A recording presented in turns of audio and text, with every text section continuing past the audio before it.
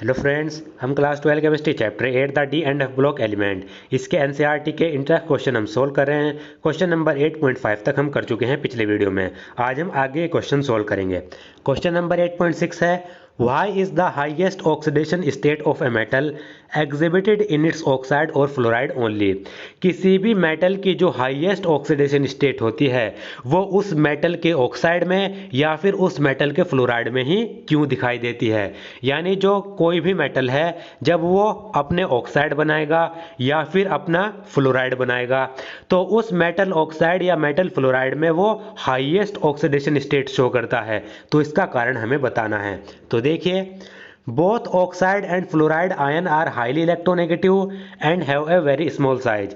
तो जो हमारे ऑक्साइड या फिर कहें जो हमारे ऑक्सीजन एटम है और फ्लोरीन एटम है, इनका साइज बहुत ही स्मॉल होता है दोनों का, और इनकी इलेक्ट्रोनेगेटिविटी बहुत ही ज़्यादा हाई होती है।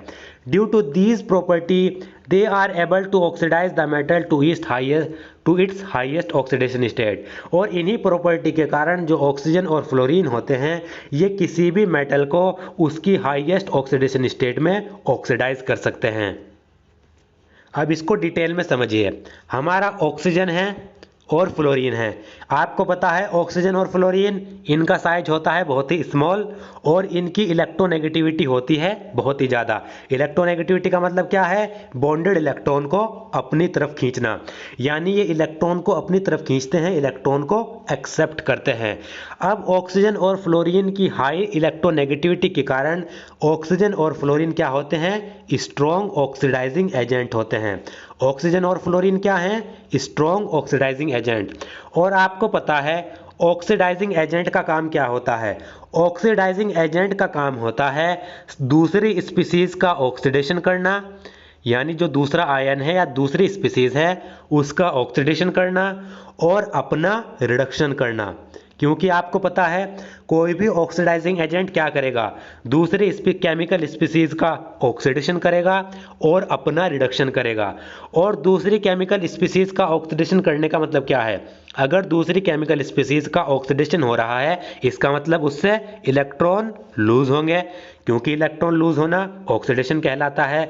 अगर ये ऑक्सीजन और फ्लोरीन दूसरे स्पीसीज का ऑक्सीडेशन कर रहे हैं तो इसका मतलब ये उससे इलेक्ट्रॉन निकाल रहे हैं, यानी जिस स्पीसीज का ऑक्सीडेशन हो रहा है वो इलेक्ट्रॉन को लूज कर रहा है। और ऑक्सीजन और फ्लोरीन अपना रिडक्शन कर रहे हैं। अपना रिडक्शन करने का मतलब है ये इलेक्ट्रॉन को गेन कर रहे हैं। तो यहाँ पर हो क्या रहा है? यहाँ पर जो ऑक्सीजन और फ्लोरीन है ये मेटल से इलेक्ट्रॉन को निकालते हैं। मेटल इनकी प्रेजेंस में इलेक्ट्रॉन लूज करता है और जो इलेक्ट्रॉन ये लूज करेगा उसको ऑक्सीजन और फ्लोरीन गेन कर लेते हैं। तो ऑक्सीजन और फ्लोरीन मेटल से इलेक्ट्रॉन निकालेंगे, मेटल से इलेक्ट्रॉन निकलेंगे तो उसका ऑक्सीडेशन हो जाएगा। और ऑक्सीजन और फ्लोरीन इलेक्ट्रॉन को गेन करेंगे, इलेक्ट्रॉन को गेन करेंगे तो इनका रिडक्शन हो जाएगा। इसलिए ये स्ट्रॉन्ग ऑक्सीडाइजिंग एजेंट के रूप में एक्ट करते हैं। और आपको पता है ऑक्सीजन और फ्लोरीन का काम क्या है? मेटल से इलेक्ट्रॉन को निकालना। तो जब ऑक्सीजन और फ्लोरीन की इलेक्ट्रोनेगेटिविटी बहुत ही ज़्यादा हाई है, यानी इलेक्ट्रॉन को अपनी तरफ खींचने की एबिलिटी बहुत ज़्यादा हाई है, तो ये ऑक्सीजन और फ्लोरीन क्या करते हैं कि ऑक्सीजन और फ्लोरीन किसी भी मेटल से मैक्सिमम नंबर ऑफ इलेक्ट्रॉन को निकाल लेते हैं। यानी क्या करते हैं? ऑक्सीजन और फ्लोरीन की हाईली इलेक्ट्रोनेगेटिविटी होने के कारण ये किसी भी मेटल से मैक्सिमम नंबर ऑफ इलेक्ट्रॉन को निकाल सकते हैं। अब जब ये किसी भी मेटल से मैक्सिमम नंबर ऑफ इलेक्ट्रॉन निकाल सकते हैं तो वो मेटल क्या करेगा? हाईएस्ट ऑक्सीडेशन स्टेट शो करेगा। क्या करेगा? हाईएस्ट ऑक्सीडेशन स्टेट शो करेगा। जैसे कि एग्जाम्पल के तौर पर मैग्नीज हैं। मैग्नीज हमारा +7 ऑक्सीडेशन स्टेट तक शो कर सकता है। तो जब मैग्नीज अपने ऑक्साइड बनाएगा या मैग्नीज अपने फ्लोराइड बनाएगा तो ये ऑक्सीजन और फ्लोरीन मैग्नीज से मैक्सिमम नंबर ऑफ इलेक्ट्रॉन को निकालने की इनके पास एबिलिटी है। यानी ये मैग्नीज से 7 इलेक्ट्रॉन को निकाल सकते हैं। तो जब इनकी इलेक्ट्रोनेगेटिविटी इतनी ज़्यादा हाई है कि ये मैग्नीज से मैक्सिमम नंबर ऑफ इलेक्ट्रॉन निकाल सकें तो ये क्या करेगा? जो मैग्नीज है वो हाईएस्ट ऑक्सीडेशन स्टेट अपनी शो कर देगा यहाँ पर। क्योंकि मेटल तो होता ही है इलेक्ट्रोपॉजिटिव एलिमेंट। मेटल का काम क्या है? मेटल का काम है इलेक्ट्रॉन को लूज करना। क्वेश्चन नंबर 8.7 है, which is a stronger reducing agent, Cr2 positive यानी क्रोमियम 2 पॉजिटिव या फिर आयरन 2 पॉजिटिव एंड वाई। इसमें से हमें बताना है कौन सा स्ट्रोंगर रिड्यूसिंग एजेंट है, क्रोमियम 2 पॉजिटिव या फिर Fe2 पॉजिटिव। सबसे पहले आपको पता होना चाहिए रिड्यूसिंग एजेंट क्या होता है। तो रिड्यूसिंग एजेंट का मतलब है जो सामने वाली केमिकल स्पीसीज का रिडक्शन करे और अपना ऑक्सीडेशन करे। रिड्यूसिंग एजेंट क्या है? जो सामने वाली केमिकल स्पीसीज का क्या करेगा? रिडक्शन करेगा। सामने वाली दूसरी स्पीसीज का रिडक्शन करेगा तो अपना ऑक्सीडेशन करेगा। और अपना ऑक्सीडेशन करने का मतलब क्या है? जो आसानी से इलेक्ट्रॉन को लूज कर दे। तो देखिए इसका आंसर है the following reaction are involve when Cr2 positive and Fe2 positive act as a reducing agent. नीचे दो रिएक्शन दी गई हैं। ये दो रिएक्शन होती हैं जब Cr2 पॉजिटिव और Fe2 पॉजिटिव रिड्यूसिंग एजेंट के रूप में एक्ट करते हैं। तो देखिए क्या रिएक्शन होगी। रिड्यूसिंग एजेंट का काम मैंने आपको बताया, दूसरी स्पीसीज का रिडक्शन करना, अपना ऑक्सीडेशन करना। अपना ऑक्सीडेशन करेगा तो इलेक्ट्रॉन को लूज करेगा, क्योंकि ऑक्सीडेशन का मतलब लॉस ऑफ इलेक्ट्रॉन। तो Cr2 पॉजिटिव जब ये इसका क्या होगा? ऑक्सीडेशन होगा, तो ये Cr3 पॉजिटिव में कन्वर्ट हो जाएगा और एक इलेक्ट्रॉन यहाँ से लूज कर देगा। ये रिएक्शन होगी। इसी तरीके से जो Fe2 पॉजिटिव है, जब वो एक इलेक्ट्रॉन लूज कर देगा यानी उसका ऑक्सीडेशन होगा, तो वो Fe3 पॉजिटिव में कन्वर्ट हो जाएगा। अब इन दोनों रिएक्शन की अगर हम E नोट की वैल्यू देखें तो इस रिएक्शन की जो E नोट की वैल्यू है वो है -0.41 वोल्ट, और इस वाली रिएक्शन की जो E नोट की वैल्यू है वो है हमारे पास +0.77 वोल्ट। और ये मैंने आपको पहले ही बता रखा है या फिर आपने इलेक्ट्रोकेमिस्ट्री में पढ़ा होगा कि E नोट की वैल्यू नेगेटिव में जितनी ज़्यादा हाइयर होगी, E नोट की वैल्यू नेगेटिव में जितनी ज़्यादा हाइयर होगी, यानी जितनी ज़्यादा नेगेटिव होगी उतना ज़्यादा स्ट्रॉन्ग रिड्यूसिंग एजेंट होगा। ई नोट की वैल्यू जितनी ज़्यादा नेगेटिव में हाइयर होती है उतना ज़्यादा रिड्यूसिंग एजेंट हमारा स्ट्रॉन्गर होता है। तो आप यहाँ पर देख सकते हैं क्रोमियम के लिए जो ई नोट की वैल्यू है वो तो नेगेटिव में है, जबकि इस रिएक्शन के लिए आयरन के लिए जो ई नोट की वैल्यू है वो हमारी पॉजिटिव है। तो आप इनकी ई नोट की वैल्यू से समझ गए होंगे स्ट्रॉन्गर रिड्यूसिंग एजेंट कौन सा है, जिसकी ई नोट की वैल्यू नेगेटिव में है। तो आप देख सकते हैं क्रोमियम की यहाँ पर ई नोट की वैल्यू नेगेटिव में है, तो हमारा क्रोमियम क्या हुआ? Cr2 पॉजिटिव एक स्ट्रॉन्गर रिड्यूसिंग एजेंट हुआ। This means that Cr2 positive can be easily oxidise to Cr3 positive but Fe2 positive does not get oxidise to Fe3 positive easily. तो इनकी ई नोट की वैल्यू से हमें क्या पता चलता है कि जो Cr2 पॉजिटिव है उसका ऑक्सीडेशन आसानी से हो जाएगा और वो आसानी से Cr3 पॉजिटिव में ऑक्सीडाइज हो जाएगा, क्योंकि उसकी ई नोट की वैल्यू माइनस में है। वो रिड्यूसिंग एजेंट अच्छा है, तो अब रिड्यूसिंग एजेंट अच्छा है तो अपना ऑक्सीडेशन भी आसानी से कर लेता है। लेकिन Fe2 पॉजिटिव की इस रिएक्शन के लिए इसकी ई नोट की वैल्यू पॉजिटिव में है, तो ये आसानी से Fe3 पॉजिटिव में ऑक्सीडाइज नहीं होता। Therefore Cr2 positive is a better reducing agent than Fe2 positive, ये देन होगा। इसलिए जो हमारा Cr2 पॉजिटिव है, क्रोमियम 2 पॉजिटिव, वो आयरन 2 पॉजिटिव से बेटर रिड्यूसिंग एजेंट है। ये हमारा बेटर रिड्यूसिंग एजेंट है, ये आपको याद रखना है। इसी तरीके से अगर आपको कोई रैंडमली दे दिया जाए, एक रिएक्शन है जिसकी ई नोट की वैल्यू -71 दे दी जाए, एक रिएक्शन है जिसकी ई नोट की वैल्यू -0.61 दे दी जाए, ये भी माइनस में, तो इसमें भी बेटर रिड्यूसिंग एजेंट कौन सा होगा? ये मैं आपको बता चुका हूं, जिसकी नेगेटिव में वैल्यू हाइयर होगी। नेगेटिव में ज़्यादा कौन सा है? नेगेटिव में ज़्यादा ये वाला है। तो इस तरीके से आपको ये याद रखना है। Question number 8.8, calculate the spin only magnetic moment of metal 2 positive ion Z = 27। हमारे पास कोई मेटल है और वो मेटल मतलब कोई भी रैंडमली कोई भी मेटल है और वो 2 पॉजिटिव आयन की फॉर्म में है और उस मेटल का एटॉमिक नंबर है 27। तो इसका हमें क्या निकालना है? स्पिन ओनली मैग्नेटिक मोमेंट निकालना है। तो स्पिन ओनली मैग्नेटिक मोमेंट निकालने के लिए सबसे पहले क्या निकाला जाता है? सबसे पहले नंबर ऑफ अनपेयर्ड इलेक्ट्रॉन निकाले जाते हैं। तो मेटल का एटॉमिक नंबर 27, ये मैं आपको यहाँ पर नीचे करके दिखा देता हूँ। यहाँ पर देखिए मेटल का एटॉमिक नंबर है हमारे पास 27। इसकी इलेक्ट्रॉनिक कॉन्फ़िगरेशन करें 1s2 2s2 2p6। 3s2 3p6 और यहाँ पर 4s2 और 3d में कितने बचे देखिए 2 2 4 6 4 10 2 12 6 18 2 20 और 3d में 7 बचे 4s2 3d 7। अब मेटल हमें दिया गया है 2 पॉजिटिव फॉर्म में। 2 पॉजिटिव फॉर्म का मतलब क्या है 2 पॉजिटिव का मतलब है इससे 2 इलेक्ट्रॉन निकल गए और 2 इलेक्ट्रॉन कहाँ से निकलते हैं 2 इलेक्ट्रॉन निकलते हैं आपको पता है आउटर मोस्ट सेल से। 4s यहाँ पर आउटर मोस्ट सेल है इससे क्या निकलेंगे 2 इलेक्ट्रॉन निकल जाएंगे। तो आप यहाँ पर देखिए इसकी इलेक्ट्रॉनिक कॉन्फ़िगरेशन क्या होगी। यहाँ पर M2 पॉजिटिव फॉर्म में 1s2 2s2 2p6 3s2 3p6 और यहाँ पर 2 इलेक्ट्रॉन तो इससे निकल गए बचा क्या 3d7 4s ऑर्बिटल में 0 इलेक्ट्रॉन। तो आप यहाँ पर देख सकते हैं इसके पास अनपेयर्ड इलेक्ट्रॉन कितने हैं ये सब भरी हुई हैं यहाँ तक ये सब भरी हुई हैं। बस अगर आप देखेंगे 3d7 को अगर आप यहाँ पर देखें तो हमारे जो 3d7 सब सेल है ये अभी पूरी की पूरी भरी हुई नहीं है। तो अगर 3d की हम बात करें 3d में यहाँ पर बनाएं तो 3d में 5 ऑर्बिटल होते हैं ये 5 ऑर्बिटल और 3d में 7 इलेक्ट्रॉन भरने हैं। तो 1 electron 2 electron 3 electron 4 electron 5 electron 6 electron और 7 इलेक्ट्रॉन। तो हमारे पास अनपेयर्ड इलेक्ट्रॉन कितने आ गए हमारे पास जो M2 पॉजिटिव फॉर्म में जो अनपेयर्ड इलेक्ट्रॉन है वो है हमारे पास आप देख सकते हैं यहाँ पर 3 अनपेयर्ड इलेक्ट्रॉन हमारे पास यहाँ पर हैं ये हमारे 3 अनपेयर्ड इलेक्ट्रॉन हैं।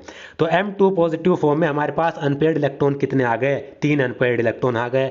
तो यहाँ पर मैग्नेटिक मोमेंट का निकालने का फॉर्मूला है √n × n+2 यही तो होगा हमारे पास मैग्नेटिक मोमेंट निकालने का फॉर्मूला।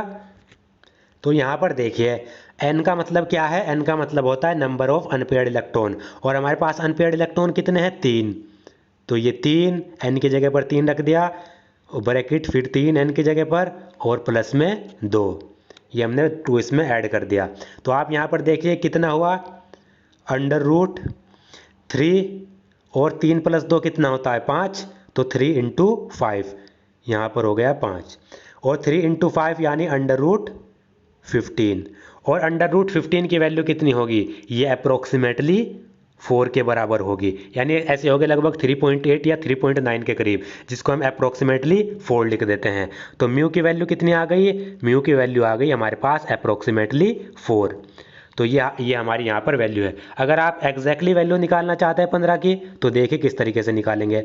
इसका जब हम अंडर रूट निकालेंगे तो यहाँ पर कितना चलेगा 4 4 जा 16 ज़्यादा हो जाएगा तो 3 3 जा 9 हो गया। यहाँ पर क्या करेंगे 15 में से 9 घटाएंगे 6 बच गए माइनस कर दिया। यहाँ पर 3 में और 3 जोड़ देंगे तो 6 हो गया। यहाँ पर क्या होगा अब पॉइंट लगाकर क्या कर दी जाएगी 2 0 बढ़ा ली जाएगी। यहाँ पर कितना चलेगा लगभग 9 के करीब चल जाएगा 9 9 जा 81 और 8 बचा 9 6 जा 54 8 62 8 9 नहीं चलेगा यहाँ पर चलेगा हमारा 8। तो यहाँ पर देखिए पॉइंट लगाकर हमने 0 बढ़ाई थी यहाँ पर हमारा 8 चल जाएगा। तो 8 8 जा 64 6 8 6 जा 48 और 6 54 हो गए और ये बचा 600 में से 544 गए 544 गए हमारे पास बचा 56 यानी 56। पॉइंट लगा रखा है 2 0 और बढ़ा देंगे। अब यहाँ पर क्या करना है 68 में जो 8 यूनिट हैं पहले तो यहाँ पर सिर्फ एक ही यूनिट थी तो 3 में 3 जोड़ दिया। अब 68 में जो ये पहली वाली यूनिट है 8 यूनिट इसमें 68 में ये 8 जोड़ देना है। तो 68 और 8 76 के करीब हो गए 76 हो गए। तो 76 में अगर हम 5600 चलाएंगे तो कितना हो जाएगा 9 के करीब चल जाएगा। 9 चलाकर देखते हैं 9 9 जा 81 8 9 6 जा 54 और 8 कितना हुआ 62 कैरी 6 यानी हासिल 6 9 7 जा 63 और 6 6 9।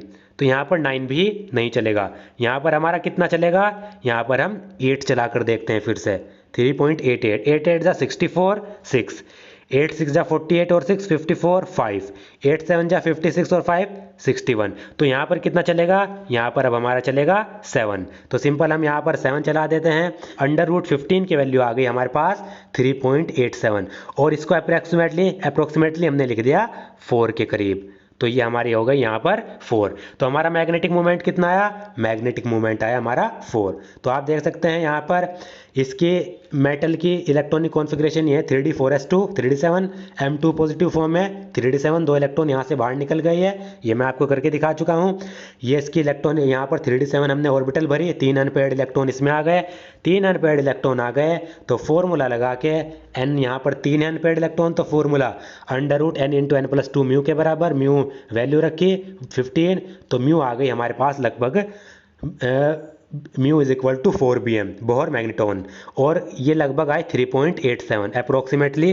जो मतलब सही वैल्यू है वो 3.87 है और अप्रोक्सीमेटली हमने इसको मान लिया 4 के बराबर।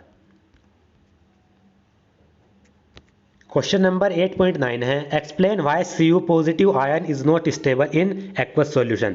इसमें हमें बताना है कि जो Cu पॉजिटिव आयन है वो एक्वस सॉल्यूशन में स्टेबल क्यों नहीं होता है। तो इसका आंसर देखिए, in an aqueous medium Cu2 positive is more stable then Cu positive. किसी भी एक्वस मीडियम में यानी वाटर के सॉल्यूशन में जो कॉपर 2 पॉजिटिव आयन होता है वो कॉपर मोनो पॉजिटिव आयन से यानी Cu पॉजिटिव आयन से ज़्यादा स्टेबल होता है। ये वाली जो स्पीसीज है Cu2 पॉजिटिव, ये इस वाले आयनिक फॉर्म से ज़्यादा स्टेबल होगी। ऐसा इसलिए this is because although energy is required to remove one electron from Cu positive to Cu2 positive, high hydration energy of copper 2 positive compensate for it. आपको पता है Cu पॉजिटिव से एक इलेक्ट्रॉन जब निकालेंगे तो उस इलेक्ट्रॉन को निकालने के लिए क्या होगा, एनर्जी लगेगी, क्योंकि हमें पता है Cu पॉजिटिव से हमें Cu2 पॉजिटिव कन्वर्ट करना है तो यहाँ से एक इलेक्ट्रॉन निकालना पड़ेगा। इस एक इलेक्ट्रॉन को निकालने के लिए एनर्जी लगती है, एनर्जी तो लगती है लेकिन जो Cu2 पॉजिटिव होता है उसकी हाइड्रेशन एनर्जी ज़्यादा होती है, और जो ये हाइड्रेशन एनर्जी ज़्यादा होती है ये उस आयनाइजेशन एंथैल्पी को, सेकेंड आयनाइजेशन एंथैल्पी को कंपनसेट कर देती है, उसको बैलेंस कर लेती है। Therefore, copper positive ion in aqueous solution is unstable. इसलिए जो कॉपर पॉजिटिव आयन होता है वो एक्वस सॉल्यूशन में अनस्टेबल होता है। सिंपल शब्दों में समझिए जो चीज़ आपको इसमें याद रखनी है।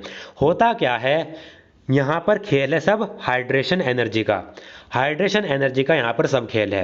हाइड्रेशन एनर्जी जितनी ज़्यादा नेगेटिव होगी, ये पॉइंट आपको याद रखना है, हाइड्रेशन एनर्जी जितनी ज़्यादा नेगेटिव होगी उतना ज़्यादा स्टेबल हमारा आयन होगा या उतना ज़्यादा स्टेबल हमारा कंपाउंड होगा। तो इसमें होता क्या है, जो कॉपर 2 पॉजिटिव है उसकी हाइड्रेशन एनर्जी होती है -2121 किलो जूल पर मोल, और जो कॉपर पॉजिटिव है उसकी हाइड्रेशन एनर्जी होती है -593 किलो जूल पर मोल। कहीं कहीं पर ये -619 किलो जूल पर मोल भी दी जाती है, तो होती इससे कम ही है, लगभग 593 या फिर 650 के बीच में होती है ये। तो कॉपर 2 पॉजिटिव की जो हाइड्रेशन एनर्जी है वो नेगेटिव में बहुत ज़्यादा होती है और कॉपर पॉजिटिव आयन की हाइड्रेशन एनर्जी नेगेटिव में बहुत कम होती है।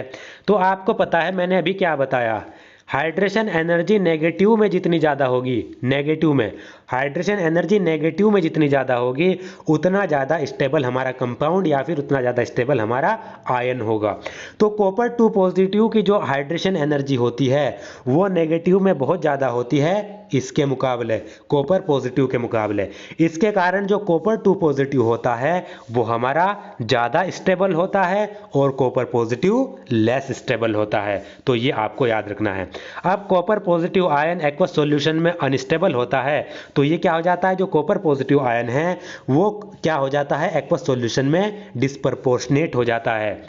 तो डिस्प्रपोर्शनेट का मतलब है कि जो कॉपर पॉजिटिव आयन है वो एक्वस सॉल्यूशन में ऐसे कंपाउंड में या फिर ऐसे फॉर्म में टूट जाएगा जिनमें से एक में तो ऑक्सीडेशन स्टेट इससे ज़्यादा होगी, दूसरे में ऑक्सीडेशन स्टेट इससे कम होगी। जैसे यहाँ पर आप देखिए जो हमारा कॉपर पॉजिटिव आयन है वो एक्वस सॉल्यूशन में Cu2 पॉजिटिव आयन और कॉपर में टूट जाता है, डिस्प्रपोर्शनेट हो जाता है। आप यहाँ पर देखिए Cu पॉजिटिव आयन पर ऑक्सीडेशन स्टेट +1 है और इस पर Cu2 पॉजिटिव में ऑक्सीडेशन स्टेट +2 है और इसमें कॉपर में ऑक्सीडेशन स्टेट 0 है। तो आप देख सकते हैं जो कॉपर पॉजिटिव है वो दो ऐसी स्पीसीज में टूट रहा है, डिस्प्रपोर्शनेट हो रहा है, जिसमें एक में ऑक्सीडेशन स्टेट उसकी ज़्यादा हो गई, दूसरे में ऑक्सीडेशन स्टेट उससे कम हो गई। ये कहलाती है डिस्प्रपोर्शनेशन रिएक्शन। यानी क्या हो रहा है, यहाँ पर इसका साइमल्टेनियस रिडॉक्स रिएक्शन हो रही है। यहाँ पर क्या हो रहा है इसका, इसमें तो इसका ऑक्सीडेशन हो रहा है +1 से +2 पर जाने पर, और साथ ही साथ जो कॉपर पॉजिटिव है उसका यहाँ पर हो रहा है रिडक्शन। यानी एक ही रिएक्शन में, एक ही केमिकल रिएक्शन में कॉपर पॉजिटिव का ऑक्सीडेशन भी हो गया, कॉपर पॉजिटिव का रिडक्शन भी हो गया। ये कहलाती है हमारी डिस्प्रपोर्शनेशन रिएक्शन। तो आपको इसमें दो बातें याद रखनी है, उन दो बातों के अनुसार आपको आंसर देना है। पहला तो यह है कि जो कॉपर पॉजिटिव है Cu पॉजिटिव, उसकी जो हाइड्रेशन एंथैल्पी होती है वो Cu2 पॉजिटिव से कम नेगेटिव होती है, लेस नेगेटिव होती है। इसके कारण जो Cu पॉजिटिव आयन होता है वो क्या होता है, अनस्टेबल होता है। एक तो पॉइंट आपको ये याद रखना है, इसकी जो हाइड्रेशन एंथैल्पी होगी वो लेस नेगेटिव होगी देन Cu2 पॉजिटिव। एक तो इसके अनस्टेबल होने का ये कारण। दूसरा, इसके अनस्टेबल होने का कारण है कि जो ये Cu पॉजिटिव आयन होता है वो हमारा एक्वस सॉल्यूशन में क्या हो जाता है, डिस्प्रपोर्शनेट रिएक्शन शो करता है। एक्वस सॉल्यूशन में वो क्या हो जाता है, Cu2 पॉजिटिव और Cu में कन्वर्ट हो जाता है, इसलिए भी ये अनस्टेबल होता है। Question number 8.10, actinoid contraction is greater from element to element than lanthanoid contraction. जो एक्टिनोइड कॉन्ट्रैक्शन होता है वो लेंथेनोइड कॉन्ट्रैक्शन से ज़्यादा होता है, इसका कारण हमें बताना है। सबसे पहले तो आप ये समझिए, जो एक्टिनोइड और लेंथेनोइड कॉन्ट्रैक्शन होते हैं वो होता क्या है। हमारे जो लेंथेनोइड के एलिमेंट होते हैं उनमें आपको पता है 4f सबशेल होती है जो भरी जाती है। तो इसमें क्या होता है, जो हमारे लेंथेनोइड्स के एलिमेंट हैं जिनको हम Ln से डिनोट करते हैं, इनमें जो ये 4f सबशेल होती हैं इनका जो शील्डिंग इफेक्ट होता है वो बहुत ही कम होता है। शील्डिंग इफेक्ट का मतलब क्या है, शील्डिंग इफेक्ट का मतलब है इलेक्ट्रॉन्स को न्यूक्लियस की फोर्स से बचाने की एबिलिटी। जो आउटर मोस्ट इलेक्ट्रॉन हैं उनको न्यूक्लियस के फोर्स से बचाने की जो एबिलिटी होती है वो कहलाती है हमारी शील्डिंग इफेक्ट। तो यहाँ पर ये लेंथेनोइड, ये मान लीजिए ये 4f ऑर्बिटल है और इसके आगे ये 5s होगी, ये 6 क्या होगी 4f 5d और उसके बाद होगी यहाँ पर ये 6s, ये ऑर्बिटल्स होती हैं। तो 4f ऑर्बिटल के पुअर शील्डिंग के कारण, 4f ऑर्बिटल की जो होती है वो पुअर शील्डिंग इफेक्ट होता है, जिसके कारण क्या होता है, जो यहाँ पर जो न्यूक्लियस है वो जो ये 6s और 5d के ऑर्बिटल के इलेक्ट्रॉन हैं उन पर बहुत ज़्यादा फोर्स लगाता है। उन पर बहुत ज़्यादा फोर्स लगाता है तो उनको अपनी तरफ खींचता है। 6s ऑर्बिटल के इलेक्ट्रॉन को अपनी तरफ खींचेगा, 5d ऑर्बिटल के इलेक्ट्रॉन को भी अपनी तरफ खींचेगा, और यहाँ पर जो ये 4f ऑर्बिटल के इलेक्ट्रॉन हैं, ये वाले जो 4f ऑर्बिटल के इलेक्ट्रॉन हैं इनको भी अपनी तरफ खींचेगा। यानी जो ये 4f ऑर्बिटल के इलेक्ट्रॉन हैं, ना तो ये अपने आप को न्यूक्लियस की फोर्स से बचा पा रहे हैं, ना ही ये 5d और 6s ऑर्बिटल के इलेक्ट्रॉन को न्यूक्लियस की फोर्स से बचा पा रहे हैं, जिसके कारण न्यूक्लियस इनको फोर्स से अपनी तरफ खींचता है और इनका जो एटॉमिक रेडियस होता है वो डिक्रीज हो जाता है। एटॉमिक रेडियस डिक्रीज होगा क्योंकि ये जो 6s और 5d ऑर्बिटल है ये अंदर की तरफ कॉन्ट्रैक्ट हो गए। अंदर की तरफ कॉन्ट्रैक्ट होने का मतलब है अंदर की तरफ सिकुड़ गए, ये कहलाता है हमारा लेंथेनोइड कॉन्ट्रैक्शन। इसी तरीके से जो एक्टिनोइड्स होते हैं हमारे, एक्टिनोइड्स में क्या होता है 5f ऑर्बिटल भरी जाती है, ये 5f होगी, ये 6d होगी और ये यहाँ पर क्या होगी, ये 7s ऑर्बिटल होगी। तो एक्टिनोइड्स में होता क्या है, एक्टिनोइड्स में जो है 5f ऑर्बिटल होते हैं इनका जो शील्डिंग इफेक्ट होता है वो भी बहुत ज़्यादा पुअर होता है। लेकिन जो अगर हम 4f और 5f में कंपेयर करें, 4f और 5f में कंपेयर करें तो हमारा जो 5f होता है उसका शील्डिंग इफेक्ट 4f से भी पुअर होता है। यानी अगर हम, होता तो दोनों का पुअर है, इसका भी शील्डिंग इफेक्ट पुअर, 4f का भी, 5f ऑर्बिटल का भी शील्डिंग इफेक्ट पुअर।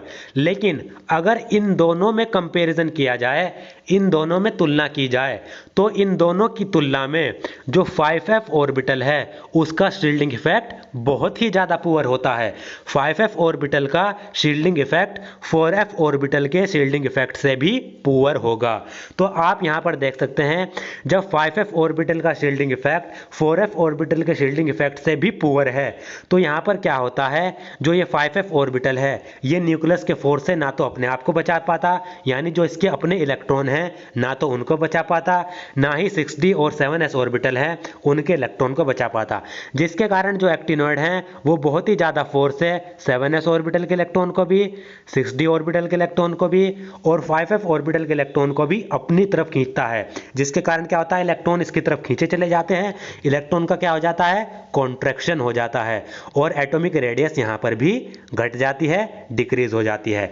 ये कहलाता है हमारा, क्या कहलाता है हमारा एक्टिनॉइड कॉन्ट्रैक्शन। अब एक्टिनॉइड कॉन्ट्रैक्शन ज़्यादा क्यों है? एक्टिनॉइड कॉन्ट्रैक्शन ज़्यादा इसलिए होता है क्योंकि ये मैं आपको बता चुका, क्योंकि जो 5f ऑर्बिटल का जो शील्डिंग इफेक्ट होता है वो 4f ऑर्बिटल के शील्डिंग इफेक्ट से भी पुअर होगा। 5f ऑर्बिटल का शील्डिंग इफेक्ट 4f ऑर्बिटल के शील्डिंग इफेक्ट से भी पुअर होगा। 4f ऑर्बिटल के जो इलेक्ट्रॉन हैं वो थोड़े बहुत क्या करेंगे, न्यूक्लियस के फोर्स से इलेक्ट्रॉन को बचा पाएंगे, लेकिन 5f ऑर्बिटल के जो इलेक्ट्रॉन हैं वो न्यूक्लियस के फोर्स से इलेक्ट्रॉन को इतनी ज़्यादा मात्रा में नहीं बचा पाते, जिससे लेंथेनॉइड की तुलना में एक्टिनॉइड का जो एटॉमिक रेडियस होता है वो बहुत ज़्यादा डिक्रीज हो जाता है और एक्टिनॉइड का जो कॉन्ट्रैक्शन होता है वो लेंथेनॉइड से ज़्यादा होता है। तो इसका मेन कारण क्या है? इसका मेन कारण है 5f का जो शील्डिंग इफेक्ट होगा, 5f का जो शील्डिंग इफेक्ट होगा is poor, 5f shielding effect is poor than 4f shielding effect होगा। 4f ऑर्बिटल का शील्डिंग इफेक्ट भी पुअर, लेकिन दोनों की कंपैरिजन करी जाए तो इसका ज़्यादा पुअर होगा। अब 5f का ज़्यादा पुअर है तो न्यूक्लियस इस पर ज़्यादा फोर्स लगाएगा, न्यूक्लियस फोर्स लगाएगा तो इसमें एक्टिनॉइड कॉन्ट्रैक्शन ज़्यादा देखा जाएगा। तो इसका आंसर भी दिया गया है, in actinoids 5f orbitals are filled, actinoid में 5f ऑर्बिटल भरी जाती हैं। These 5f orbital have a poor shielding effect than 4f orbital in lanthanoid. जैसा कि मैं आपको बता चुका कि जो एक्टिनॉइड में जो है 5f ऑर्बिटल हैं इनका शील्डिंग इफेक्ट लेंथेनॉइड में जो 4f ऑर्बिटल होगा उससे भी पुअरर होगा, बहुत ही ज़्यादा poor. Thus, the effective nuclear charge experienced by electron in valence shell in case of actinoid is much more than that experienced by lanthanoid। इसलिए जो एक्टिनोइड के जो वैलेंस शेल के इलेक्ट्रॉन होंगे वो ज़्यादा न्यूक्लियर चार्ज को क्या करेंगे, एक्सपीरियंस करेंगे। एक्टिनोइड्स के जो क्या होंगे, वैलेंस शेल होगी उन पर ज़्यादा न्यूक्लियर फोर्स लगेगा, किसके मुकाबले, लेंथेनॉइड के वैलेंस शेल के मुकाबले। अब एक्टिनॉइड की वैलेंस शेल पर ज़्यादा न्यूक्लियर चार्ज लग रहा है, ज़्यादा न्यूक्लियर फोर्स लग रहा है तो वो ज़्यादा सिकुड़ जाएंगे, ज़्यादा कॉन्ट्रैक्शन उसमें हो जाएगा, और एक्टिनॉइड के मुकाबले लेंथेनॉइड में कम फोर्स लग रहा है वैलेंस शेल पे तो उनमें कम कॉन्ट्रैक्शन होगा। Hence the size contraction in actinoids is greater as compared to that in lanthanide। इसलिए एक्टिनॉइड में जो साइज का कॉन्ट्रैक्शन होता है वो लेंथेनॉइड के मुकाबले ज़्यादा होता है, एक्टिनॉइड में कॉन्ट्रैक्शन ज़्यादा होगा। दोस्तों आज का मेरा वीडियो अगर आपको पसंद आया तो प्लीज़ मेरे चैनल को सब्सक्राइब करें और इस वीडियो को शेयर, लाइक और सब्सक्राइब, और मेरे चैनल को सब्सक्राइब करें, इस वीडियो को शेयर और लाइक जरूर करें। अगर आपको इस वीडियो का PDF चाहिए, जो ये क्वेश्चन आंसर हैं इसका PDF चाहिए तो ये डिस्क्रिप्शन बॉक्स में एक लिंक दिया हुआ है, उस लिंक पर लिखा होगा डाउनलोड इंटेक क्वेश्चन PDF, उस लिंक पर क्लिक करके आप ये PDF डाउनलोड कर सकते हैं। इसी तरीके से जो चैप्टर 6 की PDF है और चैप्टर 7 की PDF है उनमें जो उनकी लास्ट वीडियो है उस लास्ट वीडियो के लिंक में एक डिस्क्रिप्शन दिया होगा, उसके डिस्क्रिप्शन में एक लिंक दिया होगा, उस लिंक पर आप क्लिक करके उनकी भी PDF डाउनलोड कर सकते हैं।